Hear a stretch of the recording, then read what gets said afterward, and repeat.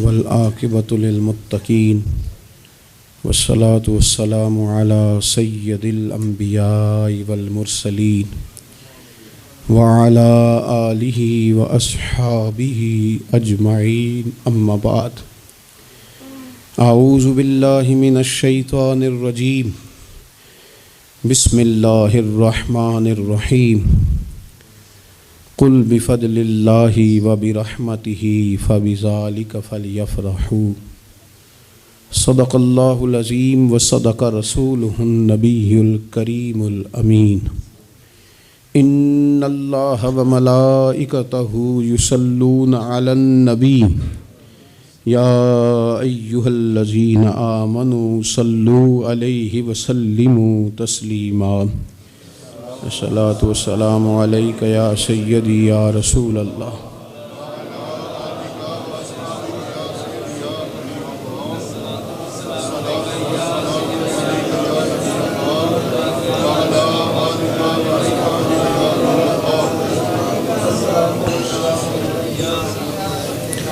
حمد و صلوات کے بعد دوستو، بزرگوں اور بھائیوں، انسان اپنی زندگی میں جیسے جیسے شب و روز طے کرتا ہے، بہت سارے مواقع زندگی میں اسے دیکھنے نصیب ہوتے ہیں۔ ہمارے ہاں کچھ تقریبات کی جاتی ہیں، خوشی کے موقع پر بھی اور غم کے موقع پر بھی۔ خوشی کی تقریبات بھی پہلے بڑی مختصر، جامع، پروقار اور وزادار ہوتی تھی۔ نکاح کا مطلب ہے دو گواہوں کی موجودگی میں ایجاب و قبول کرنا۔ مختصر سے لوگوں کے بیچ بیٹھ کے نکاح ہو جاتا تھا، مختصر سے لوگ ولیمے کی دعوت کے بعد دعائے خیر پر اپنے اپنے گھروں کو چلے جاتے تھے۔ ہندوستان میں مسلمانوں نے ہندوؤں کو دیکھا کہ وہ مہندی کی رسم کرتے ہیں، اس پر پھر اتنی زیادہ توجہ لوگوں کی بڑھ گئی کہ وہ باقاعدہ شادی کا حصہ بن گئی، باقاعدہ اس پہ بہت بڑا سرمایہ خرچ ہونے لگ گیا۔ پھر اس کے ساتھ ساتھ فی نفس ہی عورت کا ہاتھوں پہ مہندی لگانا تو ناجائز نہیں، لیکن اس میں پھر ایک باقاعدہ تقریب رکھ لینا، پھر مرد عورتوں کا اکٹھے ہونا، پھر ڈھول ڈھمکا ہونا، پھر شور شرابہ ہونا، اس کی شریعت قطعاً اجازت نہیں دیتی۔ پھر یہ ہوتا تھا کہ شادی سے قبل جب رشتہ طے ہوتا تھا تو طریقہ یہ تھا کہ لڑکی اور لڑکے کا نکاح کر دیا جاتا تھا اور مناسب وقت پر رخصتی ہو جاتی تھی۔ نبی پاک صلی اللہ تعالیٰ علیہ وسلم نے حضرت سیدہ عائشہ صدیقہ رضی اللہ تعالیٰ عنہ کے ساتھ نکاح کیا اور 3 سال کے بعد رخصتی ہوئی۔ چلے بعد میں لوگوں نے اگر نکاح نہ کیا تو پھر کہا کہ نسبت طے کر دی ہے۔ یہ بڑا سونا، اچھا، صاف ستھرا فکرہ تھا۔ اب باقاعدہ اس نام کو منگنی کا نام دے دیا گیا ہے، اور ہم دوسروں کی چال چلتے چلتے اپنی وفاداری بھولتے جا رہے ہیں۔ دیکھا دیکھی نا لوگوں کی، دیکھا دیکھی۔ میرج ہال کا تصور صرف اتنا تھا کہ اب آبادیوں میں جگہ موجود نہیں ہے تو باقاعدہ ایسے ہال بنا لیے جائیں جن میں نکاح آسانی سے ہو جائے، لیکن اب تو مہنگے سے مہنگا ہال، اس میں پھر سہولیات، پھر اس میں آسانیاں، پھر کھانے کی بھرمار اور مختلف ڈشیں، یہ سوائے اپنے اوپر بوجھ ڈالنے کے، امیر بوجھ ڈالتے ہیں، غریبوں کو پریشان کرتے ہیں، ان کے بچے دیکھا دیکھی اس چکر میں پڑ جاتے ہیں، حالات سنگینی کا رخ اختیار کر جاتے ہیں۔ منگنی باقاعدہ میرج ہال میں ہونے لگ گئی۔ اللہ تعالیٰ معاف فرمائے تو وہاں بھی مردوں عورتوں کا اختلاط ہے باقاعدہ۔ ابھی اس کا نکاح نہیں ہوا، وہ تو غیر محرم ہے، اس کو انگوٹھی دی جاتی ہے پہنانے کے لیے، اور لڑکا لڑکی کے ہاتھ میں انگوٹھی پہنا رہا ہے۔ ناراض نہ ہونا، حاجی صاحب بھی کھڑے ہوتے ہیں، نمازی صاحب بھی کھڑے ہوتے ہیں، وہ صاحب بھی کھڑے ہوتے ہیں جو مذہبی تقریبات میں آگے آگے دکھائی دیتے ہیں، لیکن یہاں دین ہی نہیں یاد آ رہا۔ کوئی شخص کلام کرنے کو تیار ہی نہیں ہے کہ میاں یہ تو حرام ہے، حرام ہے، اشد حرام ہے۔ جب تک ان کا نکاح نہیں ہو جاتا یہ ایک دوسرے کے لیے محرم نہیں ہیں، لیکن کوئی روکنے والا نہیں۔ تقریبات بڑھتی گئیں، بوجھ بڑھتا گیا، بہت بڑا سرمایہ۔ ویسے بھی مسلمان نے کوئی اس کی تو زندگی بڑی بامقصد ہے، اس نے کوئی یہاں الجھ کے تو نہیں نہ رہ جانا۔ پھر اور باتیں بڑی، سالگرہ ایک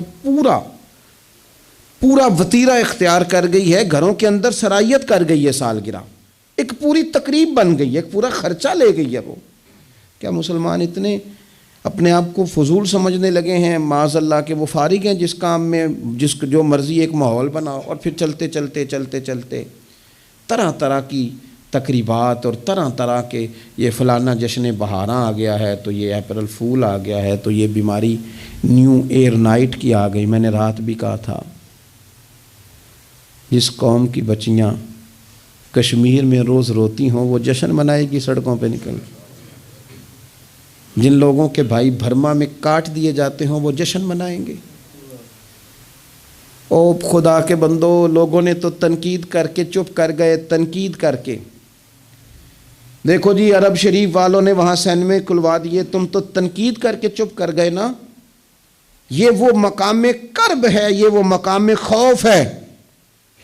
جب عرب کی دھرتی پہ عورتیں ناچیں گی تو مجھے بتاؤ نا امام حسین کے دل پہ کیا گزرے گی، امام حسن کو کیا اس سے اذیت پہنچے گی۔ آپ کو پتہ ہے سیدہ پاک کو کتنی تکلیف ہوگی، مولا کائنات کو کتنی ہوگی، عثمان غنی کو، فاروق اعظم کو، صدیق اکبر کو۔ تمہیں پتہ ہے یہ عرب کا ملک کسی ایک شخص کی حکومت کی جگہ نہیں ہے، یہ کسی خاندان کا نہیں ہے، کسی قبیلے کا نہیں ہے، کسی سیاستدان کا نہیں ہے، یہ عرب شریف تو میرے نبی پاک کا وطن ہے۔ اس وطن میں جب گانے باجے ہوں گے، ڈھول ڈھمکے ہوں گے، تماشے ہوں گے، حضور کے قلب نور کو کتنی تکلیف ہوگی۔ اور ہم ہیں کہ مذاق بنا ہوا ہے۔ کہاں ہیں وہ لوگ جو روز کہتے تھے موویاں بنا کے غریب لوگوں کو پکڑ کے کہتے تھے یہ فلانی غلط حرکت کر رہا ہے، یہ فلانی، تمہارا فتویٰ غریب کے حق میں اور ہے اور امیر کے حق میں اور ہے۔ اب بھی تو کوئی 2 ویڈیو بنا دو نا کہ یہاں یہ ظلم ہو رہا ہے۔ اور جب سال گزریں تو قومیں اپنا حساب کرتی ہیں، اور میرا اور آپ کا سال وہ گزر رہا ہے جہاں قرضہ زیادہ لے لیا گیا ہے، جہاں قومیں گروی رکھی جا رہی ہیں، جہاں ہمارا ہر پیدا ہونے والا بچہ مقروض پیدا ہوتا ہے، لیکن مزاج بن گیا نا بس مناؤ، جو ملتا ہے اسے مناؤ۔ یہ کس نے شوق پیدا کیا ہمارے بچوں کے اندر روز شادیوں پہ جانے کا، تیار ہو کے جانے کا؟ کس نے شوق پیدا کیا؟ بڑوں نے، نہ مانے بزرگ، بڑوں نے شوق پیدا کیا۔ ہم نے ابلاغ اس طرح کا کیا، او کدی موقع آنا ہوں ہے ہن اوتھے بھی نہ جائیے، ورنہ ہمارے بچوں میں شوق کبھی نہ آتا۔ ہم نے ابلاغ کیا ہے، ہم نے توجہ دلائی ہے۔ بچے چھٹیاں کر رہے ہیں، یہ ہم پریشان ہیں ان دنوں میں، پیپر بچوں کے قریب ہیں مدرسے کے، اور چوتھے دن کو بچہ درخواست لے کے آ جاتا ہے فلانے کی شادی ہے، فلانے کی شادی ہے۔ میرے ابا جی کہا کرتے تھے، تھوڑے سے ہم بڑے ہوئے تو ابا جی شادی پہ جانا ہے تو کہتے تھے جوان منڈے دا کی کام میں ویاواں تے جانے دا، ہم جائیں گے نا تمہاری اماں جائے گھر رہو آرام سے۔ ہمارے پرانے بزرگ اس طرح کی تربیت کرتے تھے، کہتے تھے تمہارا مطلب کیا، اس شادی پہ تم نے کیا کرنا ہے؟ اور یہاں سارا کام ہی بچے اور بچیوں کو دے دیا گیا، بچے اور بچیوں کو، اور تیار کر کے نہیں جاتا۔ کسی خاص جگہ پہ کوئی مجبوری ہو جائے، قربت اتنی زیادہ ہو کہ رہا نہ جائے، تو کبھی نکاح پڑھانے کے لیے جاؤں نا تو بس میرے کانوں سے آواز ٹکراتی نہیں، لیکن میں سمجھ جاتا ہوں کہ کیا باتیں گونج رہی ہیں۔ اور پردہ ہی کر لو تھوڑا سا، وہ کہتے ہیں پردہ، یہ بچی کے نکاح کی مووی نہ بنی تو فلم ہی نہیں مکمل ہوگی۔ اس خوشی کے موقع پر بھی آپ یہ کہہ رہے ہیں کہ لو جی پردہ کرو اور دوپٹہ لو، تو اتنے پیسے دیے وہ بیوٹی پارلر والے کو، وہ کدھر جائیں گے؟ کون ہیں یہ لوگ سارے؟ میں اور آپ نہیں ہیں، ہم ہی تو ہیں یہ سارے۔ یہ کس پر تنقید کر کے ہم چپ کر گئے ہیں؟ ہم سارے خود ہیں، اور ہم سب مل ملا کے اس سوسائٹی کا حصہ بنتے جا رہے ہیں۔ اب تو بھائی وہ مہنگے میرج ہال کے اندر جب میرج ہال لیا جاتا ہے تو ایک سمت عورتیں، ایک سمت مرد، اور بیچ میں پردے کا بندوبست بھی نہیں کرایا جاتا، چونکہ یہ تو دکھیا نوس لوگ ہیں جو پردہ کراتے ہیں۔ وہ کہتے ہیں وہ لو اتنی تیاری کی، کپڑے دکھانے کس کو ہیں؟ تم پردہ کرا رہے ہو۔ خدا سے ڈریں، مسلمان ان ابس کاموں کے لیے نہیں ہے، تو اونچے مقاصد کے لیے آیا۔ تو دیکھنا تیری تو بڑی عظمت ہے، کنتم خیر امۃ اخرجت للناس تأمرون بالمعروف وتنہون عن المنکر۔ تجھے تو بھیجا تھا کہ تو دنیا میں خیر عام کرے گا، برائی کا ہاتھ تھامے گا، تو کہاں الجھ کے رہ گیا؟ اپنی تقریبات پر تھوڑی توجہ دیں۔ ایک تو یہ خوشی کی تقریبات، پھر ایک غم کی تقریبات۔ میں نے اپنے کانوں سے سنا ہے، کل 10ویں کا اعلان اکٹھا کرا دیا گیا، اور یہ ٹھیک کیا جاتا ہے، ایک ہی دن میں دونوں ایصال ثواب کی تقریبات ہو جائیں۔ اس کا اصل ایصال ثواب ہے۔ ایصال ثواب کیا ہے؟ ایصال ثواب یہ ہے کہ آپ کو دعا کرنی ہے جانے والے کے لیے، کچھ قرآن مجید پڑھ کے، کچھ اذکار پڑھ کے، کچھ وظائف پڑھ کے اس کی روح کو ایصال کرنا ہے، اتنا مقصود ہے۔ بڑی غور سے، مجھے تھوڑا ٹائم دیں گے آپ 2-3 منٹ کا صرف، اور میری بات پہ نا خاص توجہ کریں، خاص بات کرنا چاہتا ہوں۔ اگر اس میں کھانا پکانا ہے نا، تو آپ نے کھانا اس لیے پکانا ہے کہ غریب کو، مسکین کو کھانا کھلائیں گے، اور جو ثواب اس کا ملے گا وہ بھی جانے والے کی روح کو ملے گا۔ لیکن اگر آپ اس میں دعوت پکا لیں، دعوت رشتہ داروں کی، یاروں کی، وہ تو بھائی دعوت ہے۔ ایک ہے کہ آپ نے کوئی ایسا کام کیا جس سے جانے والے کی روح کو، ہوٹل میں بیٹھ کے کھانا کھایا 4 بندوں نے، موج کی، مرضی کا انہوں نے گوشت اڑایا، تو وہ کہیں اس کا ثواب جائے گا؟ یہ جو دعوت کا لفظ ہے نا، کہ دعوت کی، امیر لوگ سارے اکٹھے کیے، رشتہ دار، دوست احباب، سیاسی سب آ گئے، اب آپ نے وہ دعوت کی اور نام آپ نے ختم شریف کا دے دیا۔ آپ تھوڑی گہرائی سے سوچیں کہ یہ ختم بنتا ہے؟ ویسے ذہن قبول کرتا ہے کہ یہ ختم شریف ہے؟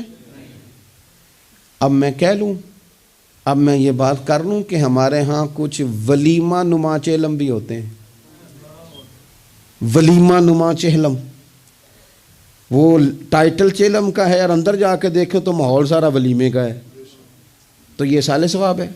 آپ بتائیں ذمہ داری سے کہ یہ ایصال ثواب ہے؟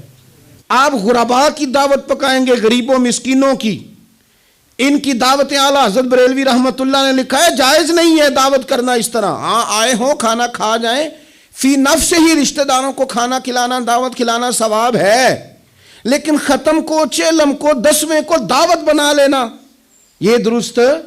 ویسے ان کو دیں آپ، ثواب ہے۔ لیکن ہمارے ہاں تو مطلب عجیب سا ایک ماحول ختم شریف، یعنی کل 10ویں کا اکٹھا اعلان ہو گیا، میں موجود تھا، تو کہنے لگے ویکھو انہیں پیسے لگے جے بچان۔ خدا کے بندو یوں تو نہ کرو۔ ایک ان کا والد چلا گیا، والدہ چلی گئی، کوئی عزیز چلا گیا، اور دوسرا یہ کہ آپ یہ بتائیں گھر سے روٹی نہیں ملتی، صرف ختم کی ملتی ہے۔ اتنی چھوٹی سوچ کون پیدا کرتا ہے؟ یہ تو ماحول میں ہی ایسی باتیں نہیں ہونی چاہیے۔ میں آپ کو کہہ رہا ہوں، میں مولوی صاحب ہو کے، مسجد کا خطیب ہو کے، حالانکہ چہلم پہ ڈیوٹی مولوی صاحب کی ہے، ان کو تو موقع ملنا ہے 10ویں کا بھی، چہلم کا بھی، کل کا بھی، لیکن مولوی کا بھی تو کول ہونا ہے نا، اسے بھی تو خیال کرنا چاہیے کہ جو چیزیں درست ہیں صرف اتنی درست ہیں، حد بندی سے باہر جائے تو چیز ٹھیک نہیں رہتی۔ اس لیے ان تقریبات کو بھی یقین کریں۔ کل شریف پہ ماحول دعوت کا نہ ہو۔ میں آپ کو ذمہ داری سے کہتا ہوں، کسی کا باپ فوت ہو جائے تو جتنی اچھی دعا وہ مانگ سکتا ہے، درد سے اتنی کوئی اور نہیں مانگ سکتا، لیکن وہ تو دعوت پکا رہا ہے نا، وہ تو دیگوں پہ ہے، وہ تو ٹینٹ کا سامان اکٹھا کر رہا ہے، وہ تو ترتیب لگا رہا ہے۔ اور میں ذمہ داری سے کہتا ہوں، کل سے پہلے 10ویں کے بعد، چہلم کے بعد بیٹوں کی لڑائی ہوتی ہے کہ خرچہ زیادہ آیا، تم حصہ نہیں پورا دے رہے، یہ ایصال ثواب ہے؟ تیرے ذمہ 25,000 ہے، تیرے ذمہ 30,000 ہے، یہ ایصال ثواب ہے؟ یہ غلط چیز ہے، کیونکہ آپ، ایک ماحول ہے دعوت کا، ایک ماحول ہے دعا کا، ان دونوں میں فرق ہے۔ جہاں دعا کا ماحول ہوگا نا، وہاں نہیں یہ ٹینٹوں کا چکر، روٹیوں کا چکر، یہ آنے جانے والوں کا چکر، میرج حال، وہاں نہیں، وہاں تو لوگ قرآن شریف پڑھیں گے، وہاں تو گھر والے بھی بیٹھ کے تسلی سے تسبیح کریں گے، اور پھر تسلی سے آنسوؤں سمیت رب کی بارگاہ میں دعا کریں گے۔ دعوت اور دعا کا ماحول ہی الگ الگ ہے۔ اس لیے جو ہماری تقریبات ایصال ثواب کی ہیں، اور پھر میں آپ سے عرض کروں، امیر بڑے بڑے چہلم کرتے ہیں، غریبوں کو مشکل میں ڈال دیتے ہیں، مشکل میں، پتہ نہیں بیچاروں کا بیماری پہ کتنا کو خرچ ہو گیا ہے، کہاں کہاں سے قرضہ اٹھایا ہے، کتنی تکلیف صحیح ہے۔ پھر آپ نے کل شریف پہ بھی بہت بڑا اہتمام کا کہہ دیا، پھر 10ویں پہ بھی کہہ دیا، پھر چہلم پہ بھی کہہ دیا، نہیں کچھ لوگ زبان سے کہتے لیکن بڑی تکلیف میں آ جاتے ہیں، بڑی آزمائش، بڑی ساری دکھ بھرا معاملہ ہوتا ہے۔ اور میں نے دیکھا ہے، چونکہ میرا شعبہ ہے، میں نے قریب جا کے دیکھا ہے، لوگ سوال جواب کر رہے ہوتے ہیں، جناب آپ کیسے کر کے کریں، کس کو دکھ بتائیں؟ ایک ماں کے جانے کا دکھ، باپ کے جانے کا دکھ، بھائی کے جانے کا دکھ، اور ایک یہ والا دکھ۔ نہ کریں یہ کام۔ ہمارا دین جہاں ہمیں تکلیف نہیں دیتا، اپنے آپ کو تکلیف میں نہ ڈالیں۔ اصالِ ثواب ضرور کریں، فی نفس ہی اس کا بہت اجر و ثواب ہے، لیکن مشقت والا کام میں درد سے کہ غریبوں کا بھلا کر دو، پر ان کو جا کے مشورہ دو کہ یار مہربانی کرو، ایک ہی ختم کافی ہے۔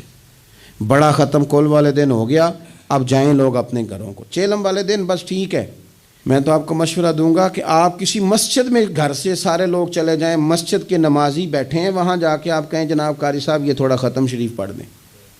آپ کو بہت بڑا اعلان کرانے کی بھی ضرورت نہیں، آپ ختم شریف پڑھ دیں۔ دیکھو نا میرے نبی پاک صلی اللہ علیہ وسلم، اللہ کرے حضور کی ادائیں نور بن کے ہمارے دلوں میں اتر جائے اور وہ نہ اندر رہ جائیں ہمارے۔ یہ دیکھو اصالِ ثواب۔ حضرت سیدنا سعد بن معاذ رضی اللہ تعالیٰ عنہ کا وصال ہو گیا، قربان جائیں، نصیب دیکھو، حضور ان کی قبر پر کھڑے ہو گئے۔ قبر میری تے میرے اپیرا جے کر پامیں پھیرا، حضور قبر پہ کھڑے ہو گئے، اور پھر نبی کریم نے تسبیح پڑھی، پھر تحلیل پڑھی، پھر تکبیر پڑھی، دیر تک پڑھتے رہے۔ پھر حضور نے پتہ کیا فرمایا؟ فرمایا تمہارے بھائی کی قبر تنگ ہو گئی تھی، میں نے تسبیح پڑھی ہے تو اللہ نے کشادہ کر دی ہے، کھول دی ہے قبر، تو جاؤ نا ابا جی کی قبر پہ پڑھو نا وہاں اللہ اکبر اللہ اکبر اللہ اکبر، پڑھو نا وہاں جا کے الحمدللہ الحمدللہ وہاں پڑھو جا کے، وہاں جا کے کہو لا الہ الا اللہ لا الہ الا اللہ لا الہ الا اللہ محمد الرسول اللہ صلی اللہ علیہ، پڑھو جا کے وہاں سورہ یاسین، پڑھو جا کے سورہ ملک، پڑھو جا کے وہاں قرآن مجید، دیکھو معاملات ٹھیک ہو جائیں گے۔ یہ اصالِ ثواب کی ترتیب بنائیں، گھر میں بھی اصالِ ثواب کریں تو ذرا درد سے، ذرا ذوق سے، ذرا اچھی طرح پڑھ کے، لیکن دعوتیں نہ بنائیں کل 10ویں چیلم کو، دعوتیں یعنی مل بیٹھو، کپڑے نئے نکالو، پوری تیاری کرو، اور جناب وہاں جاؤ اور جا کے کھانا کھاؤ اچھا سا خوبصورت سا، اور ساری توجہ ہی کھانے پہ، چونکہ وہ اس کو پتہ ہے کہ جس طرح شادی میں کھانا کم پڑ گیا تو عزت نہیں ہوگی، اس طرح اگر چیلم پہ کم پڑ گیا تو پھر بھی رسوائی ہوگی، تو جب کھانے پہ لگ جائیں گے تو دعا تو رہ گئی، جانے والے کا فائدہ نہ ہو سکا۔ دو ایک باتیں مزید اسی عنوان پر، اللہ تعالیٰ نے قرآن مجید میں یہ فرمایا کہ کل بفضل اللہ وبرحمتہ فبذلک فلیفرحوا، اے محبوب علیہ السلام آپ اپنے غلاموں سے فرما دیں کہ جب اللہ کا فضل اور اس کی رحمت ملے تو پھر خوشی منایا کریں، اظہار مسرت کریں۔ امام فخر الدین رازی رحمۃ اللہ علیہ نے یہاں ایک بات لکھی ہے جو بڑی خوبصورت ہے اور بڑی سمجھنے والی ہے۔ امام رازی رحمۃ اللہ علیہ فرماتے ہیں کہ یہ خوشی اس لیے نہیں منانی کہ انعام ملا ہے، خوشی اس لیے منانی ہے کہ رب کی طرف سے ملا ہے، خوشی اس لیے منانی ہے کہ محبوب نے دیا ہے، تو جب محبوب دے نا، وہ چند دن پہلے بڑا لطف آیا، بس ایک بات ہے بھولتی نہیں، سے ثبوت نہ منگو میتھوں نظر کرم کا دھوئی، اے میں جانا یا دل بر جانے غیر نہ جانے کوئی۔ یہ اس لیے خوشی منانی ہے کہ نظر کرم ہوئی ہے، اللہ نے نوازا ہے، تو اب جب اس لیے خوشی منانی ہے کہ اللہ نے دی ہے تو پھر خوشی بھی وہی منانی ہے جس سے اللہ راضی ہو، اسی انداز میں رہنا ہے جس میں رب رسول راضی ہوں۔ تقریبات میں 2-3 چیزوں کا خاص خیال، ایک تو خرچ حد سے زیادہ نہیں ہونا چاہیے، اعتدال کے ساتھ خرچ کریں، فضول خرچی سے بچیں۔ ہماری شادیوں میں اتنا زیادہ خرچ ہوتا ہے، اتنا زیادہ خرچ ہوتا ہے، اور یہ چونکہ ہماری طبیعت ہے نا، ہم کسی نہ کسی بات میں اپنے آپ کو خود بخود ایموشنل کر لیتے ہیں۔ میرا پہلا منڈا ہے تو میں زور لانا ہے، سارے چاہ کرنے، پھر میرا آخری ہے تو ہن بھی میں سارے چاہ، او دیکھو جی آخری شادی ہے، او یہ آخری نہیں ہے میرے بھائی، کس نے آپ کو کہا؟ دعا کریں نا اللہ بیٹے کو بھی بیٹے دے، اللہ بیٹے کو بھی بیٹیاں دے، تو ان کی بھی شادیاں ہوں، تو آخری تو نہ ہوئی۔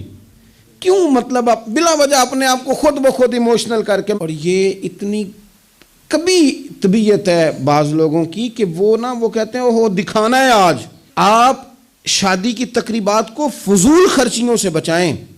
قرآن مجید نے کیا کہا کلو وشربو ولا تسرفو، کھاؤ بھی پیو بھی، فضول خرچی نہ کرو، اعتدال میں رہ کے کرو سارا کام، لیکن میانہ روی میں، اعتدال میں. ایک قرضہ وہ ہے جو انسان مجبور ہو کے لیتا ہے، کوئی مجبوری آ گئی، کوئی تنگ دستی آ گئی، کوئی نقصان ہو گیا. ایسے مقروض کے ساتھ تو نبی پاک صلی اللہ تعالیٰ علیہ وسلم نے نا اظہار ہمدردی فرمایا ہے. ایسے مقروض کو مہلت دینے کا کہا ہے جو مجبور ہو کے قرض لیتا ہے. حضور صلی اللہ علیہ وسلم نے فرمایا اگر تم نے کسی شخص سے قرض لینا ہے اور وہ تنگ دست ہے تو تم اسے مہلت دو. تم جتنے دنوں کی اسے مہلت دو گے نا، اور جتنے پیسے تم نے لینے ہوں گے اتنے ہی پیسے روز اللہ تمہیں صدقہ کرنے کا ثواب عطا فرمائے گا. اظہار ہمدردی کیا. اور کریم ہے نا محبوب، لاجپال ہے نا محبوب، عطائیں کرنے والے ہیں نا محبوب. کون دیتا ہے دینے کو منہ چاہیے، دینے والا ہے سچا ہمارا نبی. اور مانگیں گے مانگے جائیں گے، منہ مانگی پائیں گے. سرکار میں نہ اللہ ہے نہ حاجت اگر کی ہے. حضور فرماتے ہیں ابن ماجہ میں محبوب کریم علیہ السلام کا فرمان موجود ہے. محبوب فرماتے ہیں میں مومنوں کی جانوں سے بھی زیادہ قریب ہوں. اگر میرا کوئی مسلمان مومن میرا امتی فوت ہو جائے اور اس کے ذمہ قرض ہو تو مجھ سے آ کے لے لینا، میں اپنے امتی کا قرض ادا کر دوں گا. اور حضور سید عالم صلی اللہ تعالیٰ علیہ وسلم، میں پھر کہہ رہا ہوں اس میں کئی روایات آپ کے سامنے رکھ سکتا ہوں. حضرت ابو امامہ رضی اللہ تعالیٰ عنہ انصاری صحابی ہیں، فرماتے ہیں میں بڑا پریشان تھا اور مسجد میں بیٹھا تھا. قرض بہت بڑی اذیت ہے. مقروض قیدی ہے، صحت ہونے کے باوجود بیمار ہے، گھر ہونے کے باوجود بے گھر ہے، ساری آسانیاں ہونے کے باوجود تکلیف میں ہے چونکہ مقروض ہے. ہر وقت کی اذیت ہے، ہر وقت کی ٹینشن ہے. حضرت ابو امامہ رضی اللہ عنہ فرماتے ہیں میں مسجد میں بیٹھا تھا، قربان جائیں نبی کریم علیہ السلام تشریف لائے اور محبوب کے میٹھے اور مد بھرے جملے، کک سواد نہیں مشری اندر اسی کھنڈاں وی چک ڈٹھیاں، انہاں ساریاں شیواں نالوں گلاں سجن دیاں مٹھیاں. محبوب نے فرمایا ابو امامہ کیا بات ہے یار، یہ وقت نہیں مسجد آنے کا، اور اس وقت کے اندر میں تمہیں مسجد میں دیکھ رہا ہوں، اس وقت کیوں بیٹھے ہو؟ عرض کرنے لگے حضور مجھے قرض نے پریشان کر دیا، آزمائش میں آ گیا ہوں، حضور کیا کروں؟ تو نبی کریم نے فرمایا میں تمہیں دعا سکھاتا ہوں نا. حضور نے دعا سکھائی، کہاں پڑھو اللہم انی اعوذ بک من الہم والحزن واعوذ بک من العجز والکسل واعوذ بک من الجبن والبخل واعوذ بک من غلبۃ الدین وقہر الرجال. فرمائے اس دعا کو پڑھا کرو اللہ خیر کر دے گا. حضرت ابو امامہ فرماتے ہیں لوگوں میں نے یہ دعا پڑھی، میرے نصیب دیکھو، پڑھی میں نے پر سیکھی میں نے ڈائریکٹ حضور سے ہے. میں نے یہ دعا پڑھی، اللہ نے میرے قرضے بھی دور کر دیے اور میرے غم بھی سارے دور کر دیے. ہمارے تو وظیفے میں اعلیٰ حضرت نے اس دعا کو شامل کر دیا. فرمایا اسے پڑھو، صبح بھی پڑھو شام بھی پڑھو، غم بھی دور ہوں گے قرضے بھی دور ہوں گے. اور یہ روایت سنن ابو داؤد شریف میں موجود ہے. عزیز بھائی نبی پاک اظہار ہمدردی کرتے، لیکن جو بندہ جان بوجھ کے قرضہ لے، جان بوجھ کے قرضہ لینے سے مراد کیا ہے؟ شہرت کے لیے، دکھاوے کے لیے، زیادہ خرچے کرنے کے لیے، مہنگی شادی کرنے کے لیے جو بندہ قرضہ لے اس کے بارے میں پتہ ہے رسول کریم صلی اللہ تعالیٰ علیہ وسلم نے کیا فرمایا؟ محبوب فرمانے لگے یہ المستدرک میں موجود ہے، ذرا لفظ دیکھیے گا حدیث کے. حضور فرمانے لگے میں کفر اور قرض سے اللہ کی پناہ مانگتا ہوں. میں کہہ چکا ہوں کہ شارحین حدیث نے لکھا یہ وہ والا قرض ہے جو بندے نے شہرت کے لیے لیا، خرچے بڑھانے کے لیے لیا، مہنگی شادی کرنے کے لیے، دکھاوے کے لیے کام کرنے کو لیا، مجبور نہیں تھا، جان بوجھ کے لیا. حضور فرمانے لگے میں کفر اور قرض سے اللہ کی پناہ مانگتا ہوں. تو صحابی نے عرض کی یا رسول اللہ آپ قرض اور کفر کو برابر کر رہے ہیں، ایک جگہ ذکر فرما رہے ہیں؟ تو حضور نے فرمایا ہاں میں ایک جگہ ذکر کر رہا ہوں، میں ان دونوں کا ذکر اکٹھا کر رہا ہوں، کفر اور قرض. اتنی بڑی بات، اعتدال میں رہیں، کم سے کم قرضے. اور یہ سارا کچھ ہو سکتا ہے، کوئی مشکل کام نہیں ہے. دوسری بات، ایک تو شادی میں خرچ کم سے کم کریں تقریبات میں، اور دوسری بات یہ کہ تھوڑا سا نا پردے کا اہتمام ہو. میں کوئی تنقید نہیں کرتا، طنز نہیں کرتا، چونکہ ہماری بہنیں مائیں بیٹیاں ہوتی ہیں، ہم نہیں انہیں سمجھانا ہے، ان کو ذرا سمجھائیں، ان کو یہ بتائیں کہ قیمتی چیزیں جو ہوتی ہیں وہ پردوں میں ہوتی ہیں۔ ہمارے گھر میں 20 تولے سونا پڑا ہو تو ہم نے کبھی نہیں باہر نکل کے بتایا کہ پڑا ہے، کیونکہ قیمتی ہے نا، تو پردے میں رکھا ہوا ہے، اس کی چابی کا بھی ہم خیال رکھتے ہیں کہ کہیں گم نہ ہو جائے۔ اسی طرح ہر کتاب کو غلاف نہیں چڑھتا، صرف قرآن پاک کو چڑھتا ہے۔ انہیں بتاؤ کہ ساری بیویاں پردہ نہیں کرتی، صرف سیدہ عائشہ صدیقہ کی کنیزیں کرتی ہیں، صرف سیدہ فاطمہ کی کنیزیں کرتی ہیں رضی اللہ تعالی عنہما۔ تھوڑا سا نا پردے کا اہتمام۔ شادی بیاہ پہ تو بالکل ہی معاملہ گڑبڑ ہے، اور پوری تیاری کر کے عورتیں معاذ اللہ آ جاتی ہیں، اور یہ تو روکنا ہے ان کے ورثاء نے، ان کے جو ولی ہیں۔ عورت نے جو بناؤ سنگار کرنا ہے وہ تو گھر میں اپنے خامد کو دکھانے کو کرنا ہے، تو وہ گھر میں کرے جب اس کو ضرورت ہو، لیکن اس طرح سے لے کر کے اس کو بیاہ میں جانا، شادی میں جانا، مہندی کی تقریب میں جانا، یہ نہ عقلاً ٹھیک ہے، نہ نقلاً ٹھیک ہے، نہ تہذیب کے طور پر ٹھیک ہے، نہ سوسائٹی میں مہذب لوگ اس طرح کا کوئی کام کرتے ہیں۔ سنو، نبی پاک صلی اللہ تعالی علیہ وسلم نے ارشاد فرمایا، شرک کے بعد جو سب سے بڑا گناہ ہے وہ بدکاری ہے، بے حیائی ہے۔ اور نبی پاک علیہ السلام نے فرمایا کچھ عورتیں ایسی ہیں جو لباس پہن کے بھی ننگی ہیں۔ فرمایا یہ وہ عورتیں ہیں جنہیں اللہ تبارک و تعالی جنت کی ہوا بھی عطا نہیں کرے گا، خوشبو تک نہیں ملے گی۔ ان کو یہ سمجھائیں۔ یہ آج کل بڑا عروج ہے شادیوں کا۔ خواتین مہربانی کریں، اپنے اوپر رحم کھائیں، نہ اللہ کی نافرمانی مول لیں۔ ماؤں بہنوں بیٹیوں، پھر روتی ہو، دکھ سناتی ہو، کہتی ہو بڑی ساری آزمائش میں ہیں، تو اگر تکلیف میں ہو تو پھر تو رحمت والے کام کرو نا۔ بندہ تکلیف میں بھی ہو، دکھوں میں بھی، اور کام عذاب والے کرے تو اسے کس طرح کر کے آسانی میسر آئے گی؟ اس لیے شریعت اسلامیہ کے دائرے کے اندر وقت گزاریں۔ تیسری گزارش تقریبات کے حوالے سے، تیسری اور آخری یہ ہے کہ ہم نہ شادی ہو، بیاہ ہو، کوئی بھی معاملہ ہو، ہمارا یہ مزاج بن گیا ہے کہ ہم نہ تعلقات نبھاتے ہیں۔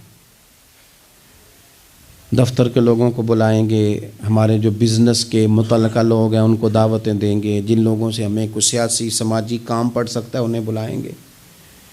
دعوت بھی کبھی کھلائیں گے تو کوشش کریں گے اس بندے کو کھلائیں جو بندہ نا جس کی ذرا فوٹو صحیح آتی ہے، لائکس اچھے ملتے ہیں۔ اسی طرح کا معاملہ شادی میں ہم نے کر لیا ہے، صرف اپنے فائدہ دیکھ کے، نفع دیکھ کے، بلکہ اخباروں میں بعض میں خبر آتی ہے فلاں کے بیٹے کا ولیمہ سیاسی اجتماع بن گیا، غرباء کو موقع نہیں ملتا۔ ہمارے استاد صاحب بات سنایا کرتے تھے، وہ فرماتے تھے کہ ایک آدمی کو کسی نے بلا لیا شادی پہ، تو کسی گیراج میں کسی ورک شاپ پہ کام کرتا تھا، تو وہ نہ وہیں سے کپڑے نہ بدل سکا، انہی کپڑوں میں وہ اسی طرح آلودہ تھے کام کے ساتھ۔ اس نے کہا کہ اگر میں گھر گیا تیار ہونے تو وہ لیٹ نہ ہو جاؤں، تو اسی طرح چلا گیا۔ اس کو چوکی دار نے اندر ہی نہیں جانے دیا، کہا تو کدھر آ گیا؟ اس نے بڑی کہا بھی مجھے بلایا ہے، میرا تعلق ہے۔ اس نے کہا نہیں نہیں، تجھے کیسے بلا لیا؟ کیونکہ اسے پتہ تھا نا ان لوگوں کا تو اسٹیٹس ہی اور ہے، غریب آدمی ان کی دعوت میں۔ اس نے کہا جا، تجھے نہیں بلایا، اندر ہی نہیں گھسنے دیا۔ اب وہ جلدی سے گاڑی بھگا کے گھر گیا، وہ کاٹن شاٹن مایا شایا تگڑے کپڑے، ویسٹ کوٹ، اچھے طرح سوٹ بوٹ پہن کے وہ جب واپس لوٹا نا تو اس نے جناب خود سے اسی چوکی دار نے خود دروازہ کھولا، اندر بھیجا۔ اب وہ جب کھانا شروع ہوا نا تو اس نے ایک ڈونگا لیا سالن کا اور اپنا کرتا پکڑ کے اس میں ڈبو دیا، پھر دوسرا کرتا ڈبو دیا۔ تو لوگوں نے کہا تم باولے تو نہیں ہو گئے، یہ کیا کر رہے ہو؟ اپنے کپڑے آلودہ کر رہے ہو سالن سے۔ کہنے لگا میری تو دعوت نہیں، دعوت تو کپڑوں کی ہے، اگر میری ہوتی تو مجھے تو پہلے بھی داخل ہونے دیتے، یہ تو ان کپڑوں کی دعوت ہے میاں، تو یہ چونکہ ان کی دعوت ہے تو انہیں کہہ رہا ہوں کھاؤ کھانا، میری تو ہے ہی نہیں دعوت، ان کو کھانا چاہیے۔ اس لیے کہ یہاں تو گاڑیوں کی دعوت ہے، یہاں تو کوٹھیوں کی دعوت ہے، یہاں تو دعوت اس بات کی ہے کہ بڑی پجاروں میں کون آیا ہے؟ رسول کریم صلی اللہ تعالی علیہ وسلم نے فرمایا ولیمے کے کھانوں میں بدترین کھانا، یہ صحیح بخاری ہے، فرمایا ولیمے کے کھانوں میں سے بدترین کھانا وہ ہے اس میں امیروں کو تو بلایا جائے پر غریبوں کو نہ بلایا جائے، وہ بدترین دعوت ہے۔ اس لیے بعض صوفیہ تو یہ فرماتے ہیں کہ کوشش کر کے نا بعض غریبوں کو منت کر کے لے آؤ اپنے ولیمے کی، اپنی تقریبات کی دعوتوں میں، تاکہ تمہارا کھانا اچھا کھانا تو بن جائے نا، تمہارا کھانا بہترین کھانا تو بن جائے نا، تمہارا کھانا اعزاز والا تو ہو جائے، کچھ تو غرباء کو دعوت دے لو۔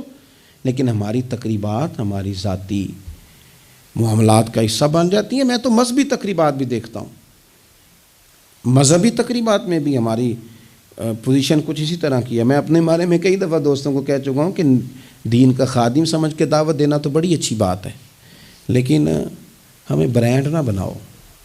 ہمیں بعض جگہ بڑی اچھی طرح سمجھ آ جاتی ہے کہ بعض آدمی کا بات کرنے کا سٹائل کیا ہے، اور جو آدمی روز اتنی لمبی چوڑی تقریر کرتا ہے، اس کو جب آگے کوئی شخص بات سنانے کی کوشش کرتا ہے تو پتہ چلو اکثر چل جاتا ہے کہ کہاں سے بات کر رہا ہے۔ چلیں، جواب نہ دینا کئی دفعہ اخلاقی طور پر درست نہیں ہوتا۔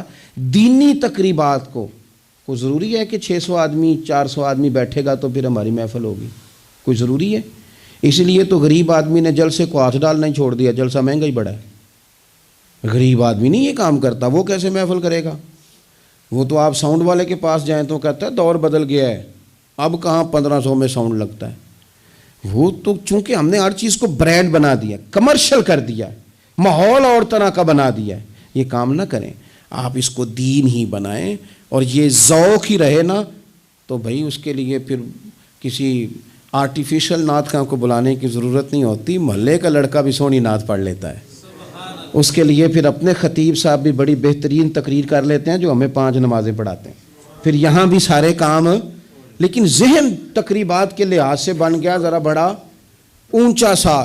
دین اپنی ذاتی حیثیت رکھتا ہے، اپنی تقریبات کو شستہ کریں، سنجیدہ کریں، صاف ستھرا کریں، جتنی بھی قباحتیں ہیں، اخلاقی ہیں، مالی ہیں، ان کو دور کریں۔ ہم مسلمان ہیں، مسلمان بڑا سنجیدہ سا ہوتا ہے، سونا سا ہوتا ہے، اس کے رویے بڑے میٹھے ہوتے ہیں، اس کے آنے جانے کے معاملات میں شائستگی ہوتی ہے، اسے دیکھ کے پتہ چلتا ہے کہ یہ رسول اللہ کا ماننے والا ہے، یہ نبی کریم علیہ الصلوۃ والسلام کا تربیت یافتہ امت ہے۔ اللہ تعالیٰ سمجھ عطا فرمائے۔ آخر دعوانا الحمدللہ۔